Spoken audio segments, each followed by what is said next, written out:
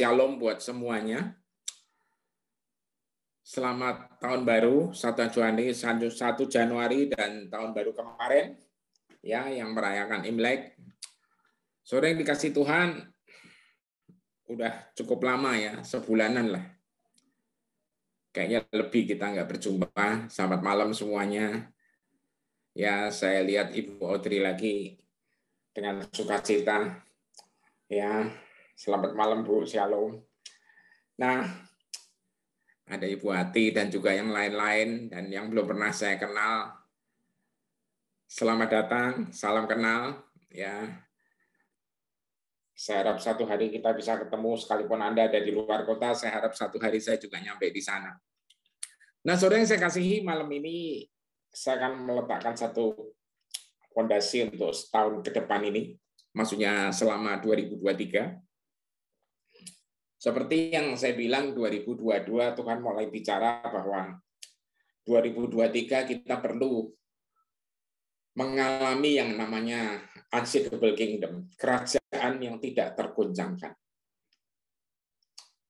Karena Anda dipanggil, dipilih, dan Anda meresponinya, dan Anda akan hidup di dalam satu realita, ya, satu dimensi, di mana di dalam dimensi itu kerajaan Allah berpengaruh atau berkuasa sepenuhnya, dan di situ tidak akan digoncangkan oleh apapun juga. Yang setuju saya katakan amin. Dan saya mau ingetin saudara bahwa semua ini bisa terjadi kalau Anda dan saya menyatu dengan Sang Rajanya. Amin. Ya, kalau kita dengan rajanya itu menyatu terus. Ya, sekalipun Anda secara fisik tidak melihat Yesus, ya, tapi secara roh Anda merasakan dan secara firman-Nya Anda menangkap ini. Amin. Nah, untuk itu Januari saya mulai dengan satu fondasi dulu, yaitu impossible is nothing. Ya, mustahil itu tidak ada, saudara. Jadi kalau Anda dan saya perhatiin semua tokoh Alkitab dan apalagi Yesus sendiri, mereka belajar dan mereka menghidupi sebuah kebenaran bahwa mustahil itu tidak ada. Amin. Ya. Saya perlu meletakkan ini, saudara, karena Tuhan ingatkan ini, karena 2023 ini Anda akan banyak mendengar atau melihat fakta-fakta yang umumnya akan makin gelap dan makin mengerikan.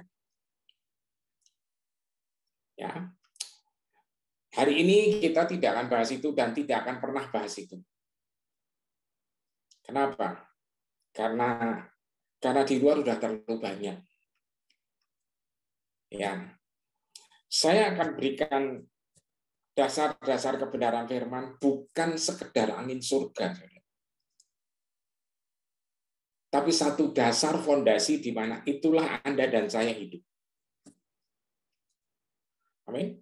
Jadi saya mulai dengan ayat dulu yang pertama, Lukas 1 ayat 37. Ya, ini kejadiannya ketika Yesus mau lahir, disiapkan untuk dilahirkan, dan dia harus dikandung oleh seorang perawan namanya Maria.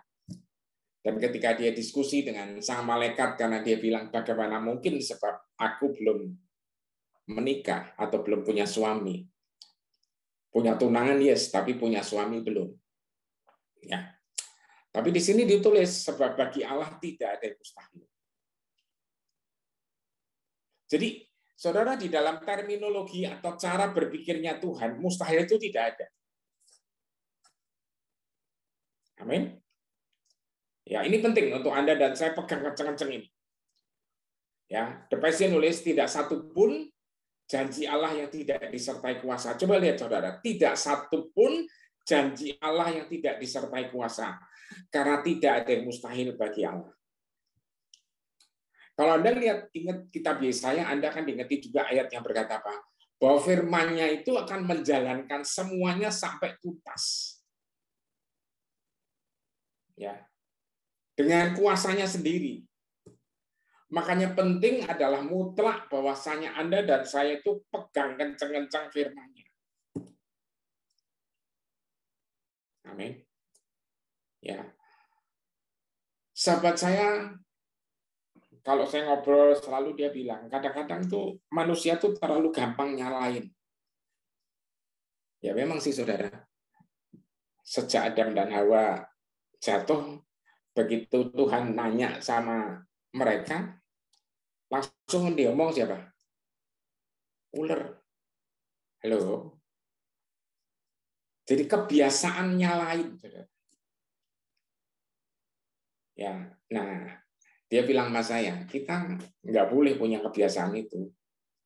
Masalahnya adalah manusia pertama jatuh dalam dosa karena dia mau. Betul ya? Halo? Jadi begitu juga Anda dan saya dalam menghidupi tahun 2023 ini. Apapun fakta yang beredar, saudara. Mau ruwetnya kayak apa? Ingat dan ingat selalu bahwa namanya dia Immanuel, artinya Allah beserta kita. Itu ada di ayat berikutnya, saudara. Ya, seorang perawan akan mengandung dan melahirkan seorang anak laki-laki dan dia akan dinamai Immanuel. Berarti Allah bersama dengan kita. Saudara dikasih Tuhan. Immanuel artinya Allah bersama dengan kita. Nah, kalau Anda disertai sama Sang Pencipta, kurangnya apa dong? Ya, sebenarnya nggak ada yang kurang. Cuman yang sering terjadi, kita ini kurang paham alias gagal paham. Halo? Ya, jadi saya akan coba pelan-pelan meletakkan dasar ini penting sekali, saudara. Karena tidak satupun janji Allah yang tidak disertai kuasanya. Karena tidak ada yang mustahil bagi Allah. Jadi Tuhan kalau berjanji, which is itu semua ditulis di dalam firman-Nya, itu tidak ada yang mustahil, saudara. Tidak ada yang tidak disertai kuasa. Yang jadi soal adalah apa? Sejauh mana Anda dan saya berani untuk percaya pada kuasa itu, pada firman itu. Amin. Ya. Jadi 2023 ini saya percaya karena di dalam kerajaan yang tidak tergoncangkan itu, ya sangatlah kental, saudara, sangatlah benar-benar padat dengan apa? Kebenaran janji Tuhan. Amin. Jadi faktanya boleh kayak apa aja terjadi, saudara. Ya. Kita tanpa terasa memang Anda lihat kan barang-barang sudah mulai beranjak harganya. Ya tadi kami ada makan siang bersama keluarga dan ngobrol sama anak saya yang gede, yang nomor 1, yang laki. Dia cerita bagaimana dia baru pulang dari Singapura tugas. Ya di sana itu, saudara, bagaimana harga-harga makanan segala itu mahalnya udah bukan main sekarang. Tapi kalau Anda dan saya terus mikir itu terus nanti gimana kalau di sini ketularan? Ya, gimana nanti kalau mahal? Terus saya makan apa? Saudara, saya cuma ngingetin, ingat ayatnya. Tuhan adalah gembalaku. Takkan kekurangan aku. Bahasa Inggrisnya lebih galak sih. The Lord is my shepherd, I shall not want.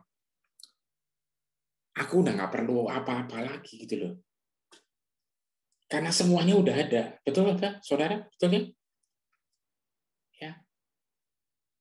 Jadi tolong penuhi ini dengan firman. Makanya saudara tahun ini kami launching setelah digumuli hampir 4 tahunan lah. The School of the Word of Reva itu akan jalan.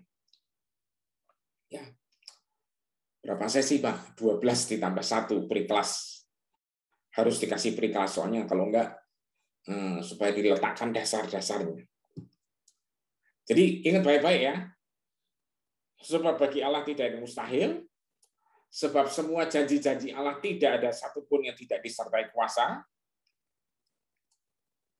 Jadi Tuhan Anda, Tuhan saya, Bapak kita itu tidak pernah membuat hal-hal yang membuat kita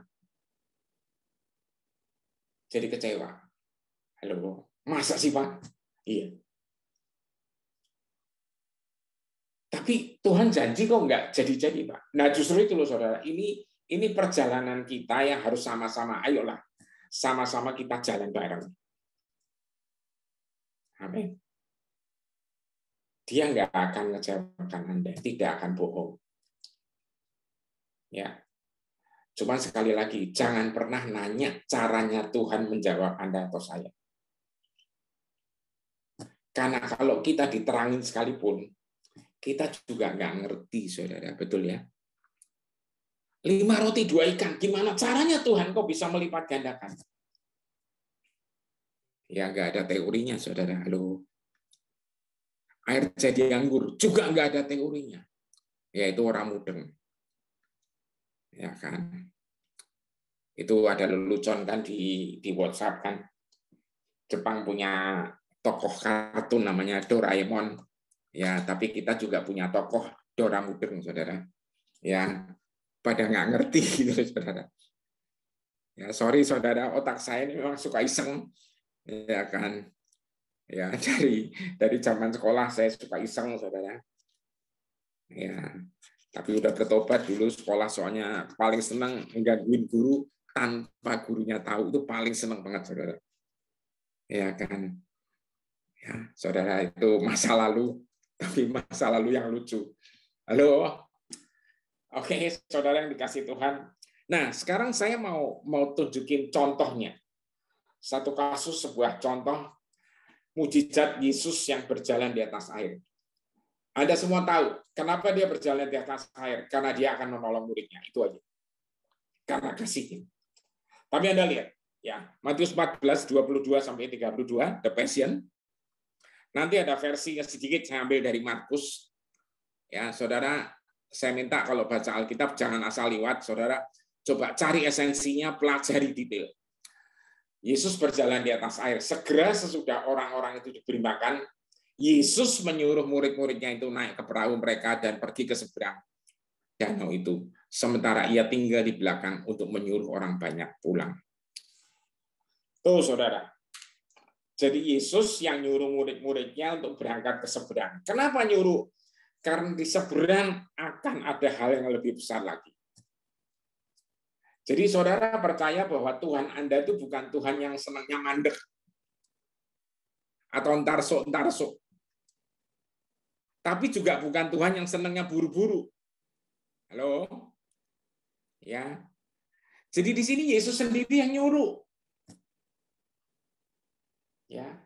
Yesus sendiri yang nyuruh muridnya untuk nyebrang.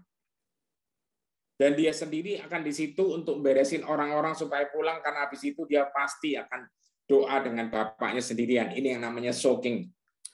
Ya, tenggelam di dalam kasihnya. Nah, saudara yang dikasih Tuhan, di tengah cerita ini nanti kita tahu bahwa muridnya mengalami apa? Kesulitan untuk perahunya berjalan karena ada angin badai. Kalau ditanya, Tuhan tahu nggak bakal ada badai? Tahu, wong dia pencipta semesta.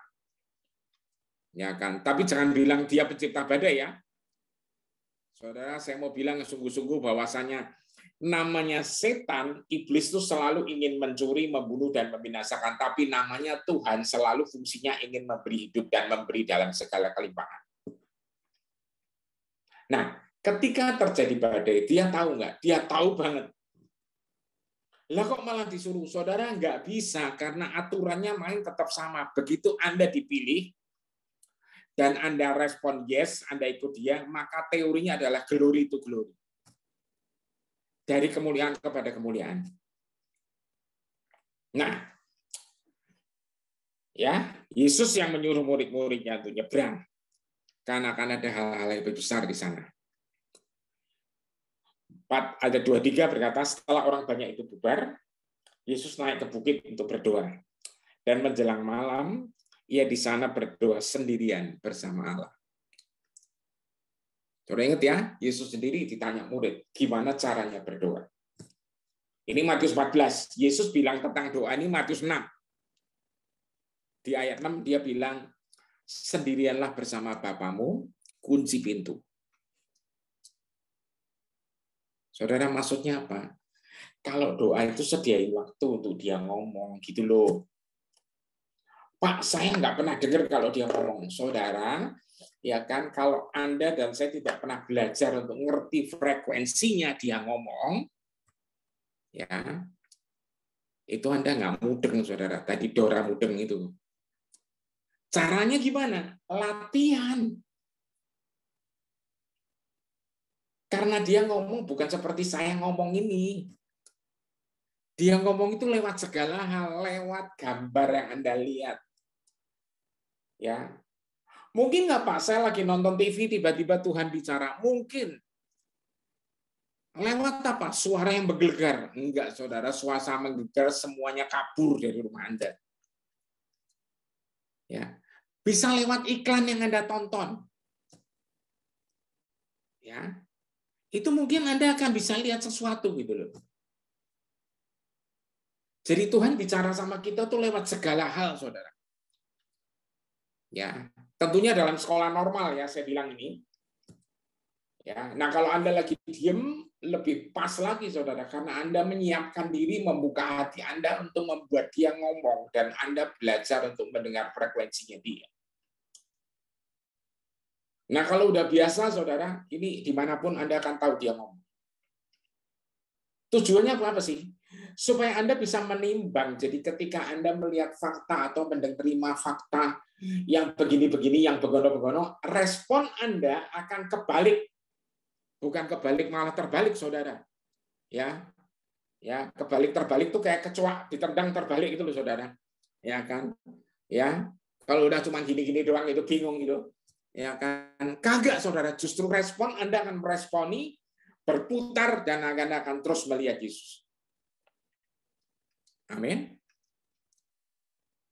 Nah, ini tidak bisa dibangun 1-2 hari, mohon maaf. Even Anda dengar khotbah siapapun, saudara, ribuan kali, juga mohon maaf, saudara. Karena yang penting Anda harus belajar firman-Nya itu sendiri. Halo?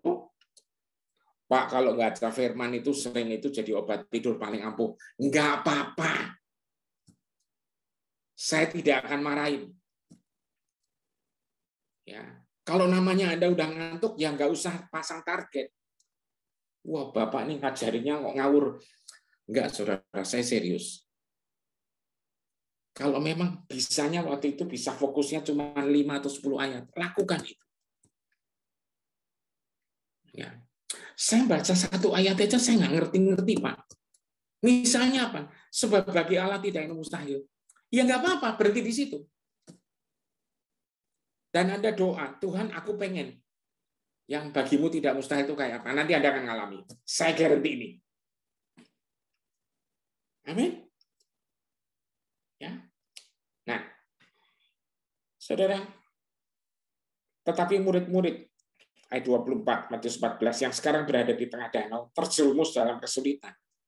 Karena perahu mereka, saudara, diombang-ambingkan oleh angin kencang dan gelombang yang ganas. Saudara, perahunya diombang-ambingkan, saudara.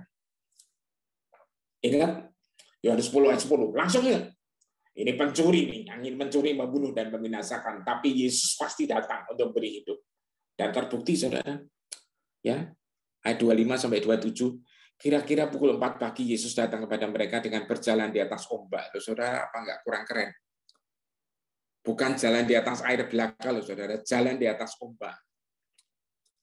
Pak, mungkin ada kacanya, Pak, enggak kelihatan. Halo, saudara, ini bukan sulapan, saudara, ini kebenaran, berjalan di atas ombak. Dan ketika murid-murid melihat dia berjalan di atas air, mereka ketakutan dan menjerit, ada hantu. Kenapa bisa gitu, saudara? Karena ketika kita semua diselubungi ketakutan dan kekhawatiran, maka kasih itu hilang, saudara. Halo. Makanya sekali lagi saya bilang, Ketika Anda mendengar atau mendapat input atau mendapatkan fakta A, B, C, D, E, tolong saudara, Anda jangan terus merasa habis nih gua sekarang. Ya, terus memposisikan dirinya kayak kecoa terbalik. Ya.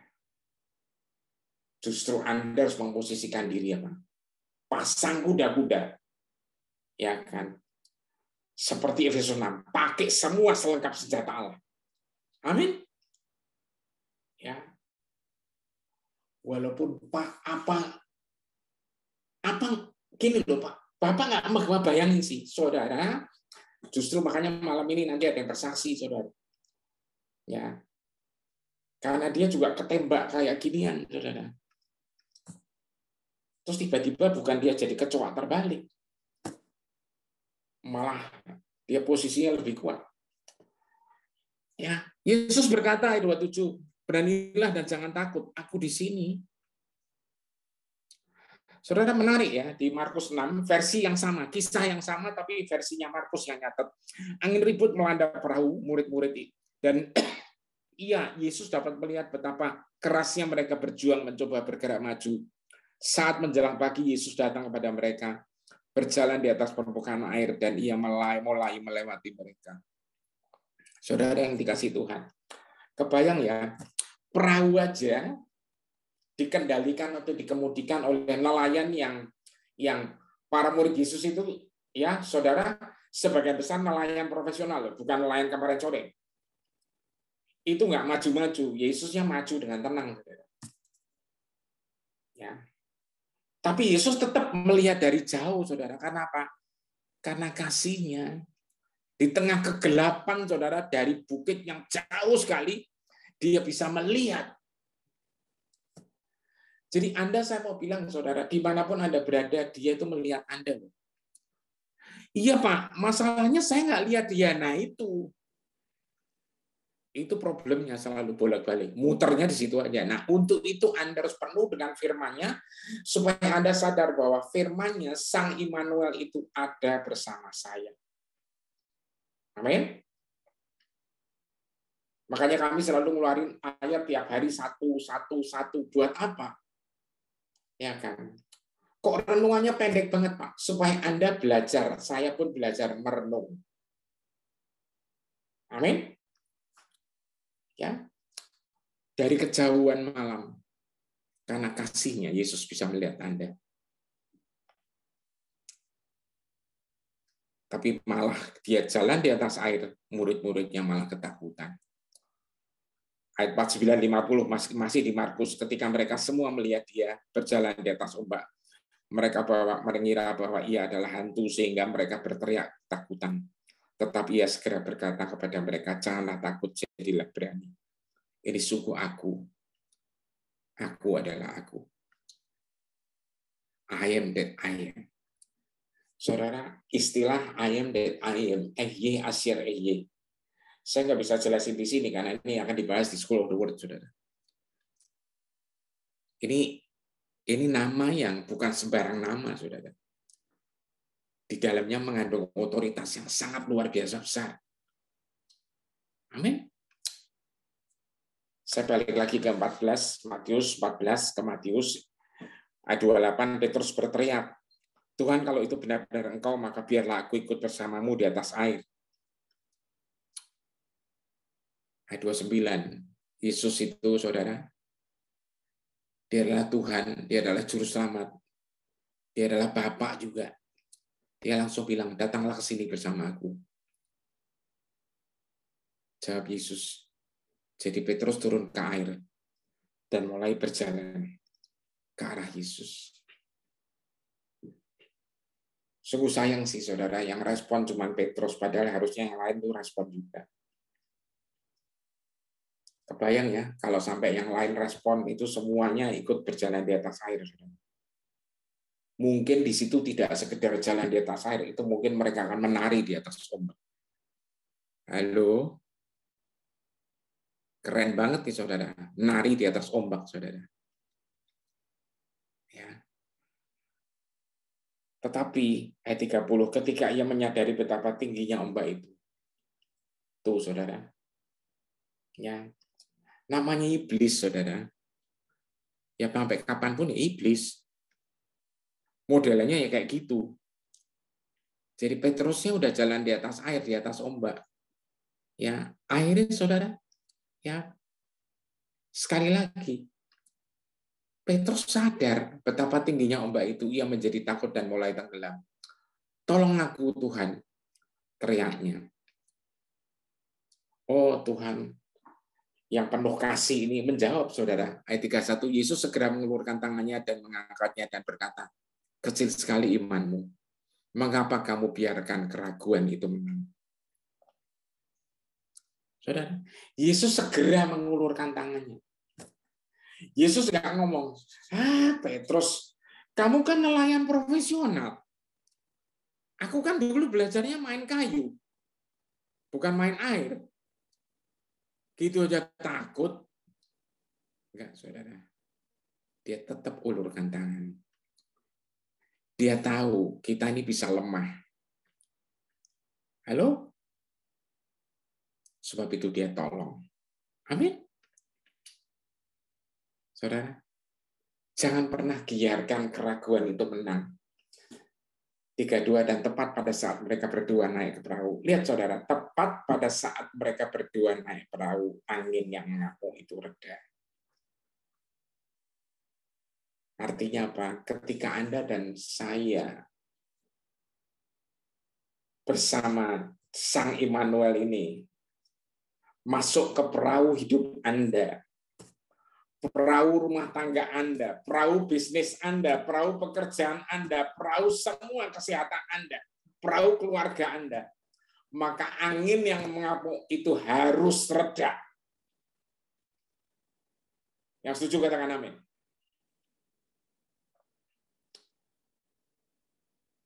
Seberapa ngamuknya, seberapa hebohnya badai itu, saudara. Tapi ketika Yesus dan Anda sama-sama naik ke perahu hidup Anda itu, maka semua harus reda. Amin. Saya berharap dan saya berdoa supaya dasar ini akan menjadi kekuatan buat Anda dan saya untuk mengarungi 2023 ini. Karena apapun yang boleh terjadi, saudara, fakta apapun yang Anda hadapi, ya, ingat, ketika Anda bersama Sang Immanuel ini, ya Pak, dulu Petrus kan bareng Yesus, bisa dipegang tangannya Pak, bisa gandeng Yesusnya, sekarang gandengnya mana? Anda bersama Sang Firman. Makanya tolong baca firman itu setiap hari.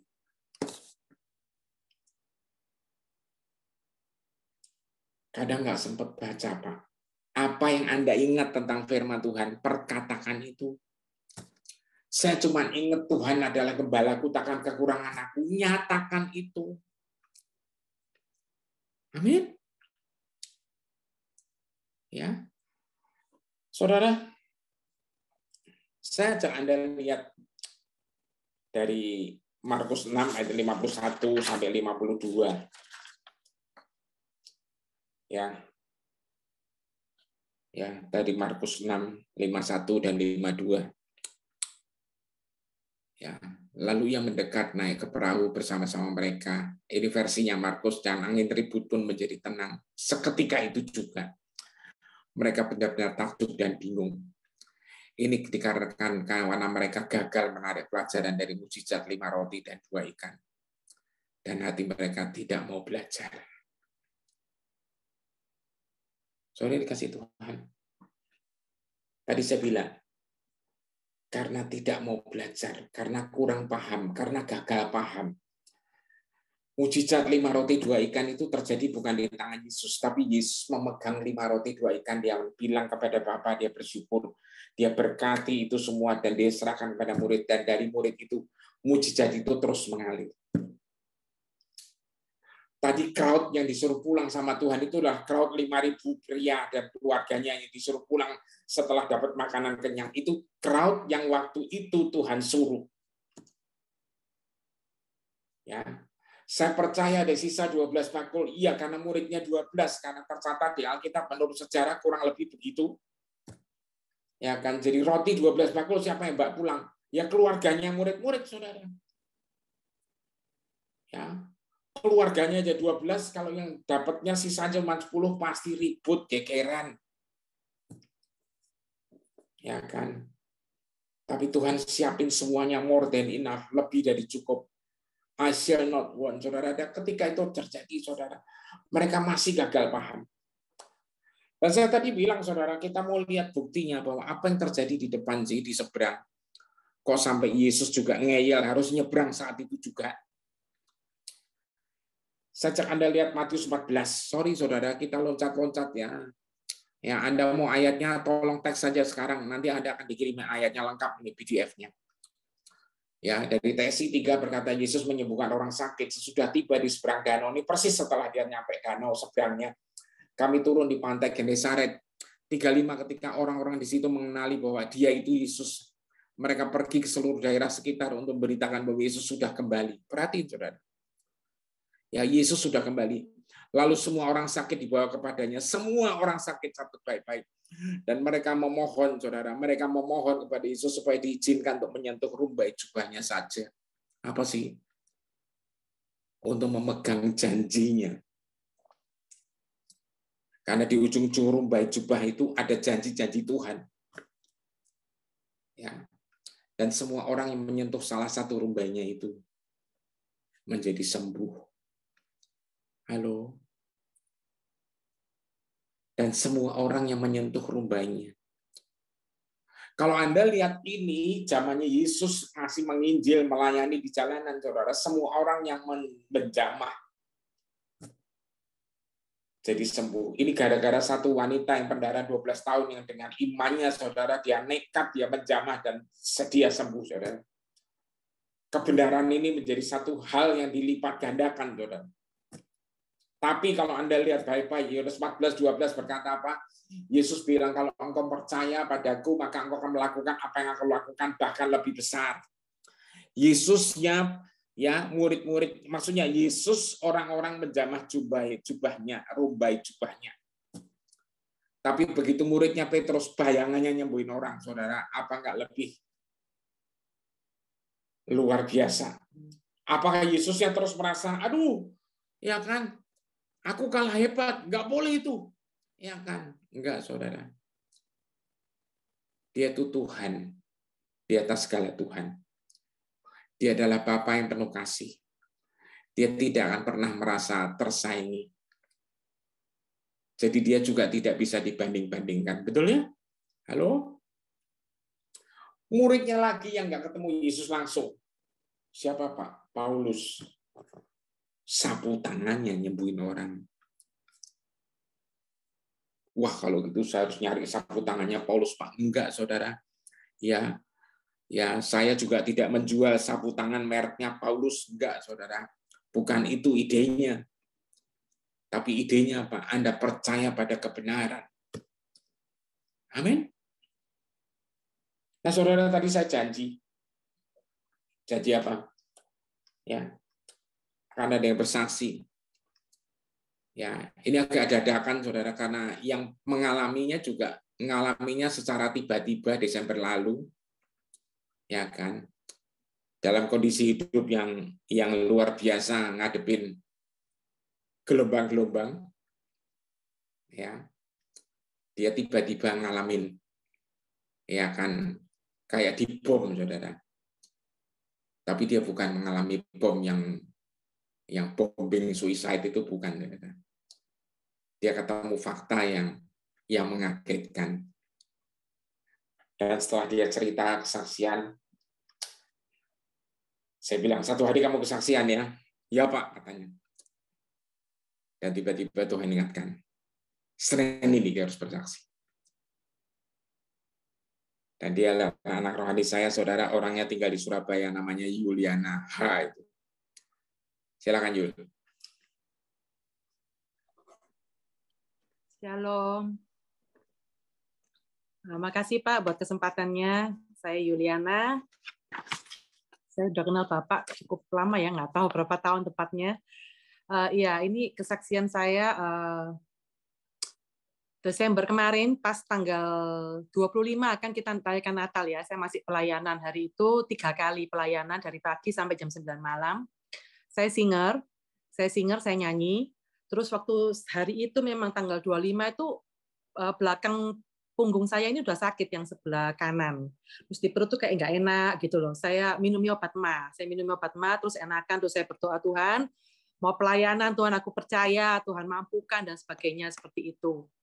Dan singkat kata, pelayanan hari tanggal 25 Natal itu berjalan dengan lancar, puji Tuhan, semua menjadi berkat buat anak-anak sesama kita semua. Terus tanggal 26 itu pagi masih oke, udah nggak ada sakit mah, nggak ada apa, tapi punggung belakangnya masih sakit gitu loh. Terus habis itu mulai sore, 26 sore mulai kok perut ini agak sakit ya yang kanan gitu. Terus semakin malam tambah sakit yang kanan bawah, perut kanan bawah ini sakit gitu. Sampai saya itu tidur mungkin 26 itu saya tidur tanggal 27 subuh jam 4 baru saya bisa ketiduran itu karena ya udah lelah mungkin ya saya ketiduran. Jadi kayak nggak bisa tidur, geser gini aja ngilu sakit gitu loh. Perut ini sakit sekali gitu loh. Jadi akhirnya saya cari dokter besoknya nggak ada. Terus ya saya bertahan gitu. Saya doakan, saya doa. Tapi saya pikir saya tahu Tuhan bisa melakukan mujizat dengan cara apapun karena tiada mustahil bagi Tuhan.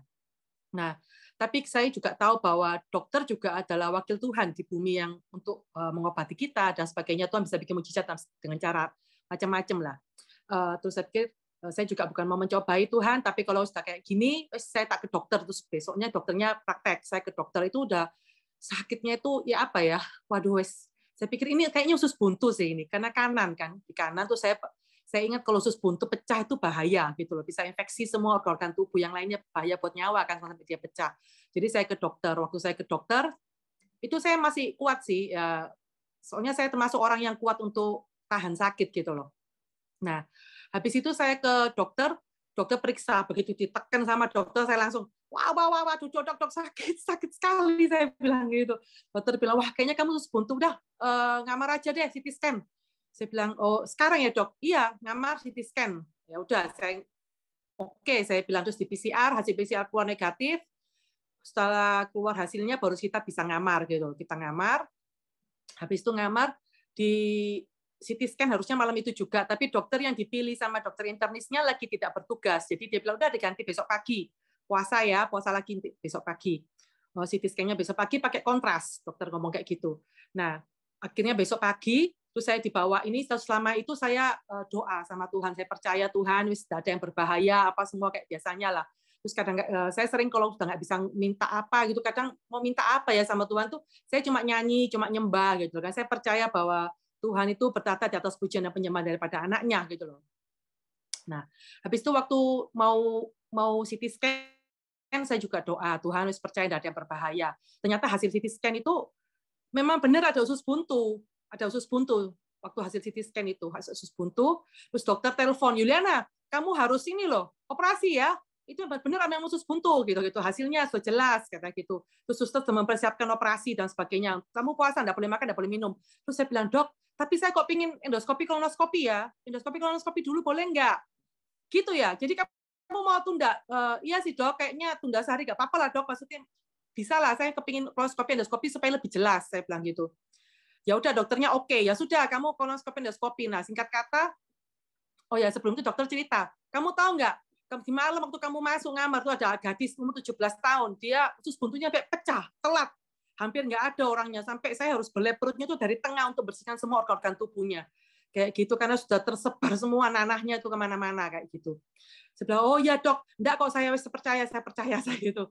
Saya ya itu terus mau endoskopi, kolonoskopi karena sudah tahu ada itu, terus saya bilang Tuhan saya ini loh, saya doa sebelum besoknya kan mau kolonoskopi endoskopi, jadi diurus-urus dulu perutnya, dikasih untuk bersihkan perut kan obat kuasa itu. Terus saya doa, Tuhan saya percaya, Tuhan kamu lo tahu Tuhan, saya ini lo takut operasi, saya ngomong gitu toh. Tuhan kau sumber mujizat, saya percaya saya lepaskan kuasa kesembuhan dari surga. Ya kan Reva kan Bapak sering ngajari doa apa di surga kita lepaskan, terlepas di surga dan sebagainya kayak gitu-gitu. Jadi apa? Saya percaya Tuhan yang membela, enggak mungkin 1.000 di sebelah kiri, kanan sebelah kiri 10.000.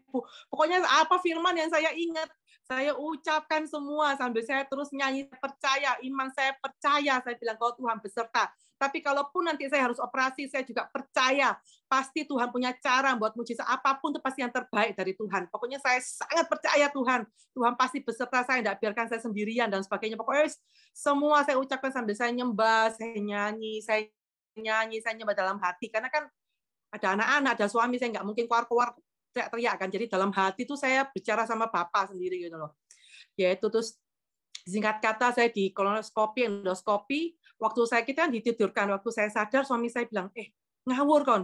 Itu dokter sampai kaget loh.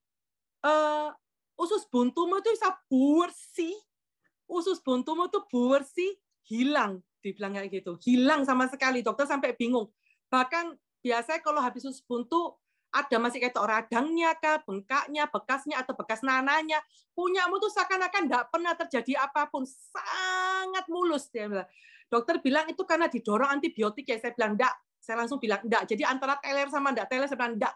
Itu mujizat Tuhan, saya bilang. Itu Yesusku sing sembuhkan, saya bilang. Tiada yang mustahil bagi Tuhan. Saya bilang gitu. Iya, aku ya bilang mujizat, tapi dokternya saya ngeyel. Biar dokter ngeyel, tapi saya percaya Tuhan yang sembuhkan. Sampai terus dokternya, terus saya sudah sadar, dokter telepon, Yuliana, itu kamu hilang loh, itu usus buntunya ada bagaimana ya? CT scan itu, dokter juga nggak, saya tahu karena dokter radiologi yang dia pilih itu dokternya memang yang terkenal di dalam rumah sakit itu gitu loh, untuk masalah CT scan, USG apa dokter ini yang terkenal gitu loh, dan terkenal sangat teliti gitu. Saya tahu dokter ini gitu loh, dan saya juga bukan cuma CT scan biasa, bahkan sudah pakai obat kontras supaya lebih jelas kan. Apendik memang ada apendik gitu. Nah, terus dokter bilang, iya itu karena kamu dorong. Saya bilang, enggak mungkin dok, antibiotik cuma pakai 1 malam bisa menghilangkan langsung nanah, usus buntu apa. Saya bilang, enggak, itu pekerjaannya Tuhan Yesus. Saya bilang, saya sudah enggak mau tahu. Dokter yang ngomong apapun, saya bilang, itu mujizat dok, mujizat, tidak ada yang mustahil bagi Tuhan. Saya bilang gitu, terus bilang, oh iya sudah, pokoknya bagi saya itu obat ya, terserah dokter ngomong apa. Saya bilang, tapi saya mujizat. Besok dokter ke kamar saya, tapi ajaibnya Tuhan Yesus itu ya, sejak diketahui bahwa usus buntu saya itu bersih, perut saya itu tidak sakit sama sekali, perut kanan seperti tidak ada terjadi apapun gitu. Benar-benar sakitnya tuh hilang sama sekali. Dokter besok pagi datang pagi-pagi sekali, dia pencet-pencet, dia tegak-tegak. Gimana Yolana? Sakit? Nggak ada dok, saya bilang nggak sakit sama sekali. Ditekan lagi. Nggak ada, saya bilang gitu kan. Itu bilang, kok bisa ya? Dia bilang, bisa dok, Tuhan Yesus kayak gitu kan. Terus habis itu, saya doa bersyukur sekali sama Yesus. Saya bilang, saya tahu Tuhan, dokter atas skala dokter. Saya bilang, Yesus ada Yehova Rafa, saya bilang gitu. Saya bilang, apa kata dokter tapi saya nggak mau dengar. Sekarang pernah ada di Reva tuh siapa yang waktu itu ya kesaksian kalau nggak salah istrinya apa itu yang penyanyi Lee Jones tuh ya, penyanyi Heidi Baker. Dia bilang, saya ingat itu, kamu mau dengar laporannya Tuhan atau kamu mau dengar laporannya manusia? Saya bilang, saya mau dengar laporannya Tuhan Yesus. Saya percaya laporan Tuhan Yesus, sembuh sehat, saya bilang.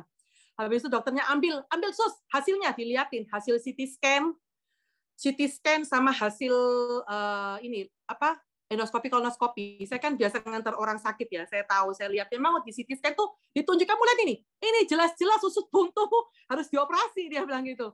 Terus kamu lihat ini hasilnya kolonoskopi, kelihatan ini cek bersihnya usus ini, nggak ada apapun. Saya lihat memang fotonya mulus sekali, seakan-akan memang nggak ada apapun gitu loh. Terus sampai akhirnya dokternya nggak mau, dia bilang gini, gimana ya, Yuliana, ya memang Yuliana, kasusmu ini bisa dibilang ya sudahlah, seperti kamu bilang ini memang mujizat, katanya gitu. Akhirnya dokternya itu mengakui bahwa itu juga mujizat yang terjadi. Karena dia sendiri bingung, kamu lihat saya juga bingung. Kenapa tidak ada nananya sedikit pun bekas nanah ataupun kayak ada gelombang atau apa kayak bekas habis bengkak atau radang atau apa, benar-benar tidak ada, seperti tidak ada yang terjadi gitu. Jadi hasil CT scan sama hasil kolonoskopi ini bertentangan gitu loh. Tapi saya bilang, dok, sudah, tidak mau tes apa-apa, saya sudah tidak mau apa-apa, saya yakin kalau Tuhan Yesus sembuhkan, Tuhan tuh tidak pernah separuh-separuh, saya bilang. Pasti sampai selesai. Wes percaya, saya bilang. Ya udah, ya sudah kadung masuk antibiotik, kamu selesaikan aja, dia bilang gitu. Saya bilang, ya tidak apa-apa, nanti jangan langsung pulang, nanti pulangnya anu aja. Ya tidak apa-apa dok, semalam lagi selesaikan antibiotik, ya sudah, tidak apa-apa, saya bilang. Saya manut, saya bilang gitu. Ya itu, terus ternyata malamnya ketemu suster itu malah curhat sama saya. Besoknya mau pulang, sudah mau pulang rumah sakit, kok Roh Kudus bilang doakan suster itu, doakan suster itu. Saya bilang, apa ya dok, apa ya Tuhan? Terus saya kan enggak mau, saya takut gitu loh, saya malu atau pokoknya saya enggak mau, saya bilang. Tapi terus Tuhan tuh ngomong, kamu loh sudah terima berkat Tuhan. Saya bilang, iya ya Tuhan ya, saya ini sudah terima berkat-Mu, saya terima kasih kebaikan-Mu. Masa saya enggak mau jadi berkat, cuma doakan susahnya apa sih? Akhirnya saya melangkah, sebelum pulang itu saya panggil susternya, saya ajak doa, saya bilang, sus, saya doa boleh ya? Mau. Saya doa, lah kok waktu doa tuh susternya sampai nangis suster-suster itu. Terus iya, ternyata mereka tuh kasihan tuh suster-suster itu di rumah sakit. Terus saya rangkul, kita jadi pelukan, terus ya sudah, terus ya terus susternya bilang, duh Bu Yuliana ini luar biasa ya, hebat ya. Saya bilang, enggak, bukan saya hebat, Tuhan Yesus saya yang hebat, saya bilang gitu. Iya, bisa hilang ya usus buntu, suster bilang. Ya itu loh Tuhannya kita, saya bilang gitu. Tuhan Yesus tuh begitu hebat, susternya kebetulan Katolik kayak gitu. Saya bilang, Tuhan Yesus tuh hebat, saya bilang. Ya itu saya bilang, iya nggak sampai ketemu lagi. Oh jangan sus, saya nggak mau sampai ketemu lagi. Kalau mau ketemu di mall aja ya sus, jangan di rumah sakit, saya bilang. Ya udah, akhirnya saya pulang, saya terima kesembuhan sampai hari ini betul-betul sudah tidak ada keluhan apapun itu. Bahkan saya puji Tuhan waktu di kolonoskopi itu dokter menemukan ada satu polip kecil sekali di dalam usus saya, terus dia ambil untuk diteskan. Terus lambung saya memang punya sakit MAH. Terus memang merah-merah, terus dokter ambil segmennya untuk di jaringannya untuk diteskan, dan selama jaringan kan butuh 5 harian ya hasilnya. Saya percaya, selama itu saya juga doa, saya percaya Tuhan tidak ada yang berbahaya, tidak ada yang jahat, tidak ada kanker, tidak ada apa, pokoknya saya sebutkan semuanya, saya tolak, saya percaya Tuhan pasti sembuhkan dengan sempurna. Seperti kata Bapak tadi kan, kalau janji Tuhan tuh tidak ada kuasa gitu, ada kuasa, terus tidak ada yang mustahil bagi Tuhan kita, bagi Allah kita, tidak ada yang mustahil, saya percaya. Terus Bapak kan ngomong juga ngajari Tuhan caranya gimana. Saya itu sering kalau doa sudah tidak tahu mau ngapain, ngapain sesuatu, saya pasti bilang, wes Tuhan, cara saya ini terbatas, saya tahu, wes Tuhan punya cara, wes caranya Tuhan pasti yang terbaik, tidak tahu Tuhan caramu ya apa, pasti mujizatmu terjadi, saya bilang. Ya kan, orang bilang, oh jangan minta mujizat terus, kakek masalah kamu kalau minta mujizat terus, saya bilang. Nggak usah ngomong gitu. Masalah itu loh datang setiap hari tanpa kita minta. Kalau kita bisa mengalami mujizat Tuhan, itu luar biasa. Berarti kita kan lebih dari pemenang. Menang terus, mujizat terus. Masalah datang, tetap mujizat terjadi. Kita jadi pemenang terus, saya bilang. Jadi saya percaya, dan hasil patologinya tuh keluar, hasil patologi biopsi semua keluar, puji Tuhan. Hasilnya semua baik, semua bersih, semua sehat. Wah, puji Tuhan, Yesus baik, luar biasa. Nama Tuhan dimuliakan. Dan saya bilang, saya tahu Yesus, itu waktu saya pulang tuh tanggal 31. Dokter sebenarnya masih mau suruh saya pulang tanggal 1, tapi saya enggak mau. Saya bilang, dok, saya biasa kalau malam tahun baru, pasti doa sama anak-anak malam tahun baru. Saya akan doa sama anak-anak, sama suami, kita bergandengan tangan untuk tutup tahun. Gitu loh. Jadi saya mau pulang, saya mau doa. Saya bilang, Tuhan, terima kasih, saya tutup tahun ini dengan mujizat punya begitu dahsyat dan luar biasa. Saya percaya tahun 2023 juga kita akan semakin bersinar sebagai anak-anak-Mu. Kami tidak akan mengikuti apa kata dunia. Dunia bilang ini gelap, itu gelap. Enggak, anak Tuhan bersinar, saya bilang. Anak Tuhan yang dipilih Tuhan pasti mengalami mujizat demi mujizat. Semua pasti terlampaui, saya bilang gitu. Ya itu luar biasa Yesus. Sampai hari ini enggak ada sakitnya sama sekali. Apapun hilang totally. Enggak ada keluhan apapun. Itu Yesusnya kita, luar biasa dahsyat. Jadi nothing is impossible. Impossible is nothing bagi Tuhan. Best impossible is nothing. Benar itu Pak. Puji Tuhan, sekian dari saya. Wow, thank you banget Yul. Sama-sama Pak. Ini Anda dengerinnya seru kan ya? Kalau ketemu orangnya lebih seru lagi saudara. Ya kan, ramenya nggak karu-karuan. Ya. Yuliana ini asli Makassar, saudara, tapi sudah jadi Surabaya banget. Jadi kalau Anda ngomong Surabaya sama dia ya cocok banget. Ya kan, ya dia salah satu anak rohani saya. Udah sekian tahun kita kenal. kenal anak-anaknya, kenal keluarganya, jungkir baliknya juga kenal, ya kan. Tapi ya memang ya itu, bersyukur punya Tuhan yang tidak pernah memberikan kita PHP, betul ya? Halo? Ya, selalu yang hebat terus. Nah, saudara yang dikasih Tuhan, jadi pengen ketawa aja terus kalau dengerin dia, saudara. Ya, karena kita selalu guyon, selalu dolan, selalu cari makan, yang aneh-aneh. Ya. Nah, itulah saudara. Ya, saya juga nggak ngerti kenapa kok malah milih di endoskopi, kolonoskopi, terus yang Anda tahu di obat, yang disuruh obat yang murus itu, ya kan, itu minumannya kayak cat tembok rasanya katanya. Betul ya, Yulia? Ya. Iya, betul, Istri saya Pak. Kue, nggak karuan rasanya. iya, kayak minum cat tembok, saudara. Ya kan.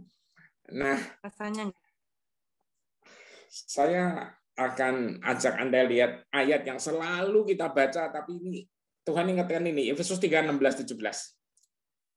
Ya, aku berdoa supaya ia menurut kekayaan kemuliaannya menguatkan dan meneguhkan kamu oleh rohnya di dalam batinmu. Coba saudara lihat baik-baik ya. Apa yang dialami oleh Yuliana ini loh. Ya kan. Ya, kami juga berdoa supaya Tuhan menurut kekayaan kemuliaannya menguatkan dan meneguhkan kamu oleh rohnya di dalam batinmu. Sehingga oleh apa? Imanmu. Perhatiin saudara. Oleh iman saudara, itu Kristus diam di dalam hatimu dan kamu berakar serta berdasar di dalam kasih. Jadi keputusannya tinggal di Anda gitu loh. Jadi jangan nyalain ini gara-gara iblis sih, gara-gara ini. Nggak ada gunanya saudara. Tapi oleh iman saudara, oleh iman saya, oleh iman kita, Kristus itu diam di dalam hati kita dan kita berakar serta berdasar di dalam kasih. Saudara. Ceritanya tuh kayak too good to be true gitu loh, kayak nggak masuk akal. Tapi Alkitab bilang kesaksian tentang Yesus adalah roh nubuat. Jadi kalau Anda percaya, He will do it again for you. Amin. Ya. Ini kesaksiannya memang kayaknya sepertinya biasa, tapi ini ekstrim nih saudara kesembuhannya. Super instant saudara. Ya. 2 Korintus 5 ayat 7. Ya. Saya mau ingetin Anda lagi ya, di dalam kasih, di dalam dia itu tidak ada ketakutan. 1 Yohanes 4:18 bicara itu. Ya, jadi kalau Anda tahu akarnya adalah kasih, maka ini Anda akan mengalami ini. Sebab hidup kami ini adalah hidup karena percaya, bukan karena melihat. Amin. Hidup Anda dan saya ini hidup karena percaya, bukan karena melihat. Faktanya macam-macam. Tiap hari datang terus. Ya, tapi percayanya Anda konsisten. Dan percayanya kita tidak pernah mengecewakan. Amin. Nah, sekarang giliran saya yang bersaksi. Ya, jadi tahun lalu sebenarnya saya telah mengalami mata saya kanan ini udah katarak, saudara. Jadi kadang-kadang kalau Zoom ini buat saya cukup berat, saudara. Karena saya hanya main di kiri. Tapi saya berdoa, ya kan. Ya saya juga pengen mujizatnya kayak Yuliana, tapi mujizatnya rupanya beda, saudara. Ya. Akhirnya Desember itu kita harus ngajar School of Worship di Tanah Merah. Tanah Merah itu Kelapa Gading maju sedikit, saudara. Sama anak-anak. Nah kebetulan posisi ngajar, posisi mimbarnya itu di depan sana itu ada jendela yang ada terangnya matahari langsung. Nah 2 kali Sabtu ngajar di situ dalam jangka yang cukup panjang, rupanya katarak saya yang kanan, mata kanan ini langsung bertambah. Kataraknya jadi sempurna, saudara. Jadi total blur. Tadinya masih ada sedikit. Sampai saya mikir, nih kenapa mataku ya? Jadi makin nggak enak banget. Ya, singkat cerita akhirnya saya tanya-tanya teman, ya berdoa juga, akhirnya kita mutusin untuk konsultasi ke dokter. Jadilah kami ke dokter mata. Waktu dicek, dokternya tuh kalau ngomong saudara apa adanya gitu loh. Ya.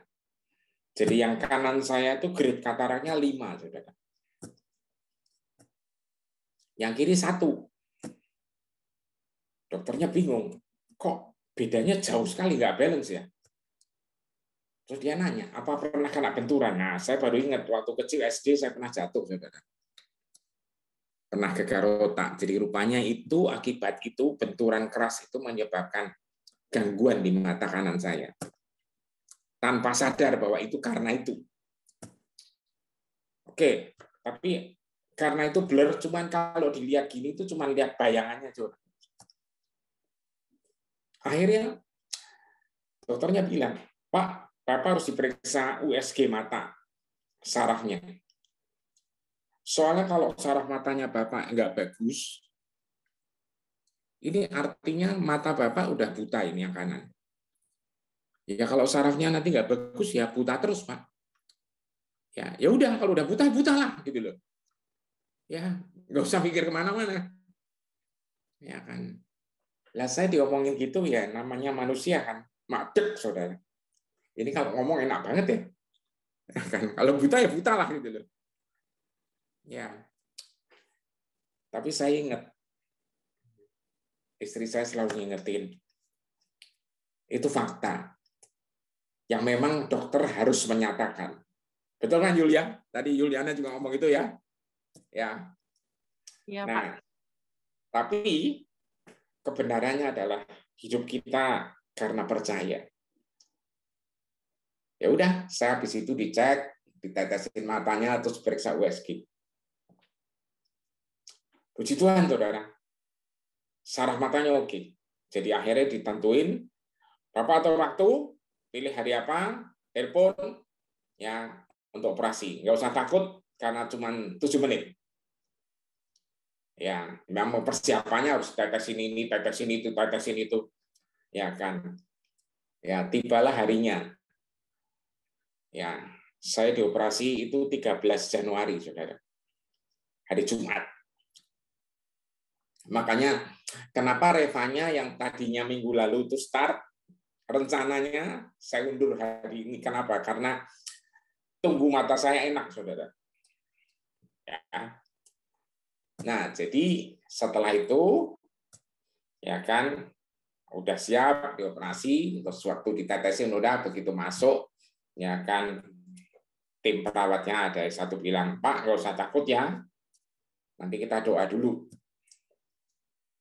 Benar sih, udah ditaruh, udah direbain, disiapin semua, terus suruh doa.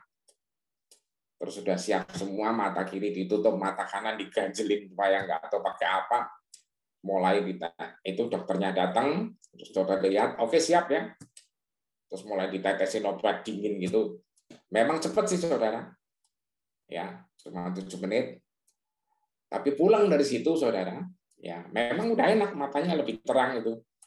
Cuman saya seputar kanan sini kok pusing banget ya. Terus mata saya merah. Ya, saya berdoa ini kenapa lagi? Ya, semalaman itu saya nggak bisa tidur dengan enak. Ya, besok paginya ke dokter, diperiksa lagi sama dokternya. Ya, oh, iya nih ada pembengkakan, jadi tekanan matanya terlalu tinggi. Jadi obat peradannya diganti, ditambahin. Ya, dan puji Tuhan sih, pas cocok ya, dan sampai hari ini saudara, ya makin baik dan makin baik dan makin baik. Jadi saya mau ingetin saudara semua ya, jalani hidup ke depan ini dengan percaya, bukan dengan melihat atau mendengar. Anda perlu tahu tetap apa yang terjadi di bumi. Soalnya kalau enggak, Anda hidupnya ngawang istilahnya nanti. Ya, ngeroh enggak karu-karuan. Ya kan? Karena Anda untuk makan itu enggak dirasakan dengan roh, betul ya? Halo? Ya, saya kalau sama Yuliana makan di Surabaya, dia tahu doyanan rai kami itu apa semua, ya kan. Tapi itu nggak dengan ngawang-ngawang, saudara ya. Nanti jalannya ngambang gitu, ya kan. Kagak, saudara, tetap jalannya duduknya sama, ya kan. Ya, duduk di dingklek ya di dingklek, makan yang seru-seru ya kita makan gitu. Nah, jadi hidup kita karena percaya, amin. Bukan karena melihat. Ya, jadi ingat hari ini ya Yuliana kesaksian, saya juga bersaksi karena benar-benar bagi Tuhan nggak ada yang mustahil, saudara. Amin. Bagi Tuhan nggak ada yang mustahil. Ya. Mata yang tadinya blur itu jadi terang, ini memang enak, saudara. Ya. Jadi saya berterima kasih buat doa semua rekan-rekan, semua anak rohani, semua tim, ya, buat kita semua ini. Sekarang siapkan diri Anda untuk perjamuan kudus. Saya nggak tahu nih, tadi saya minta Ernie yang ngambil rotinya, tubuh Kristus buat saya. Tapi tulisannya Amsal 4 ayat 23, jagalah hatimu dengan segala kewaspadaan karena dari situlah terpancar kehidupan. Seperti tadi Yuliana bilang, saudara. Ya, dia mendengar semua fakta bahwa apendisnya radang, harus segera. Ya. Yang terjadi, dia memutuskan, saudara. Untuk apa? Dia memutuskan untuk percaya. Percaya sama apa? Semua janji Tuhan. Amin. Ya. Mari siapkan semuanya, saudara. Sebelum itu kita baca Markus Yohanes 6 ayat 56. Orang yang makan tubuhku dan minum darahku tinggal di dalam aku dan aku di dalam dia. Ini, saudara, Sang Immanuel. Inilah Sang Immanuel, saudara. Ketika Anda dan saya hidup dalam dia, makan tubuhnya dan minum darahnya, ini namanya Sang Immanuel itu menyertai Anda tuh nyata banget. Nyata banget. Amin. Sekarang, saudara, kita angkat tubuh Kristus ini. Firman Tuhan berkata dari 1 Korintus 11, sebab apa yang telah kuteruskan kepadamu telah kuterima dari Tuhan. Itu bahwa Tuhan Yesus pada malam waktu ia diserahkan mengambil roti. Dan sesudah itu yang mengucap syukur atasnya dan yang memecahkannya dan berkata, inilah tubuhku yang diserahkan bagi kamu.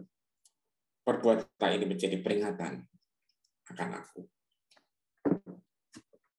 Saudara, ini bukan ritual, ini bukan kebiasaan, atau ini bukan sekedar penutup acara, tapi ini adalah kebenaran bahwa ini peringatan akan dia. Bahwa tubuhnya dipecahkannya buat Anda dan saya. Supaya apa?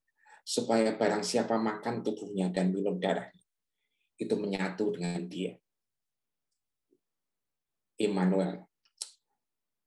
Dan saya percaya oleh bilur Kristus kita semua sembuh. Kalau ada saudaramu atau rekanmu atau siapapun di antara saudara yang sakit atau diri saudara, sebutkan namamu atau nama mereka oleh bilurmu, Tuhan. Oleh bilurmu, nama titik-titik-titik sembuh. Ayatnya ada, saudara, kebenaran oleh bilurmu ini. Tapi kalau Anda lihat ya di dalam Kidung Agung itu dijelaskan kenapa ada ayat ini. Karena ketika oleh bilurnya kita sembuh itu sebenarnya kita diselipkan di dalam dia. Jadi bilur-bilur Yesus itu membuat kita diselipkan, dimasukin ke dalam dia. Dan di situ kita akan menyatu dengan dia dan kita sembuh. Amin. Mari kita makan bersama. Di dalam nama Yesus Kristus kita makan tubuh Tuhan. Haleluya.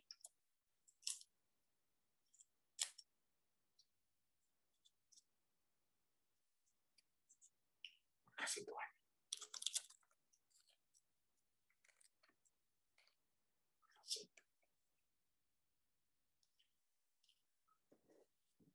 Kita akan angkat darahnya.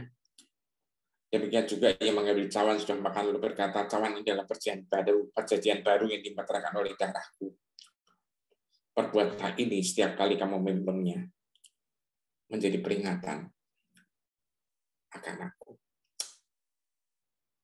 Saudara, inilah darah Kristus yang kita peringati karena kita minum dan kita menyatu dengan Dia. Saudara, darahnya sama dengan darah kita, DNA-nya jadi sama kita, dan di dalam darah ini tidak ada kandungan penyakit-penyakit turunan kayak apapun juga. Semuanya sangat balance dan sehat sempurna. Tuhan Yesus, Bapa yang kami kasihi, Roh Kudus, terima kasih, kami percaya darah-Mu Kristus itu mengalir di dalam darahku sekarang ini ketika kami meminumnya. Di dalam nama Yesus Kristus kami minum darah-Mu Tuhan. Haleluya.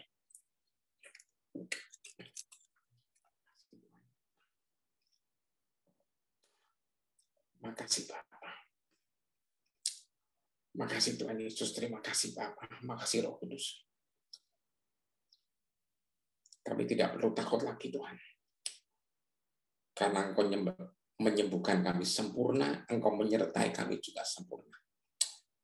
Di dalam Yesus kami berdoa, haleluya. Amin.